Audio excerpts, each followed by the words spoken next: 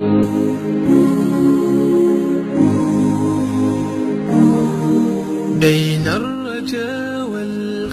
kita berhenti sejenak, sebab ini bukan sesuatu yang remeh. Tahukah kita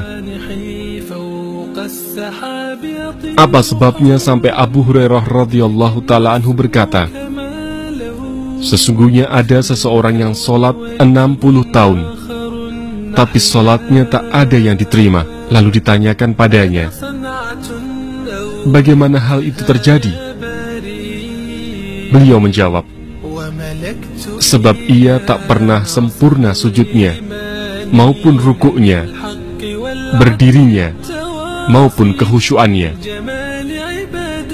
Umar bin Khattab radhiyallahu ta'ala anhu juga pernah berkata, sesungguhnya ada seseorang yang sudah berislam sampai tua dan beruban, tetapi bahkan 1 rakaat pun ia belum pernah melakukan. Bagaimana itu bisa terjadi? Sebab ruku maupun sujudnya tak pernah sempurna. Lalu bagaimana dengan sholat kita? Apakah kita sudah benar-benar melakukannya, atau hanya sekadar formalitas belaka? Sudahkah kita menyempurnakan ruku kita? Sudahkah kita menyempurnakan sujud kita? Yakinkah kita kalau sholat kita sudah benar-benar khusyuk? Ketika kita melaksanakan sholat, sudah hadirkah rasa rendah kita di hadapan Allah? Ketika khusyuk telah hadir, maka kita akan merasa hina di hadapan Rabb kita karena dosa-dosa kita, sehingga tak sudilah kita menoleh ke kiri maupun ke kanan. Tak mungkin melakukan gerakan-gerakan yang tak berguna. Ketika kita ingin sholat kita segera selesai, maka belum hadir rasa khusyuk dalam sholat kita. Imam Ahmad bin Hanbal pernah berkata, akan datang suatu masa di mana orang-orang melakukan sholat, tapi sejatinya tak pernah sholat. Dan aku khawatir bahwa zaman itu adalah zamanku ini. Lalu bagaimana dengan zaman kita saat ini? Apakah zaman kita telah memasuki masa di mana orang-orang melakukan sholat, tapi sejatinya tak pernah sholat?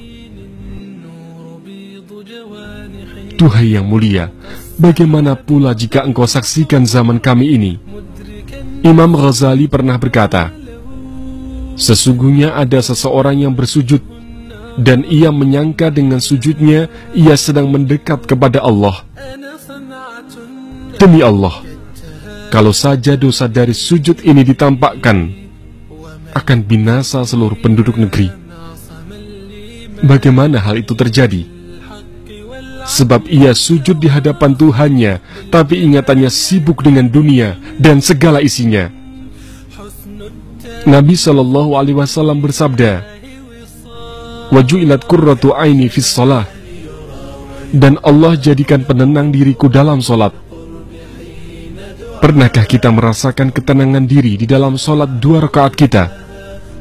Pernahkah kita rindu bergegas kembali ke rumah Allah untuk melaksanakan sholat? Adakah kita telah merindu datangnya malam untuk bersunyi-sunyi bersamanya? Allah Subhanahu wa ta'ala berfirman, alam ya'ni lilladzina amanu an takhsha qulubuhum li dzikrillah.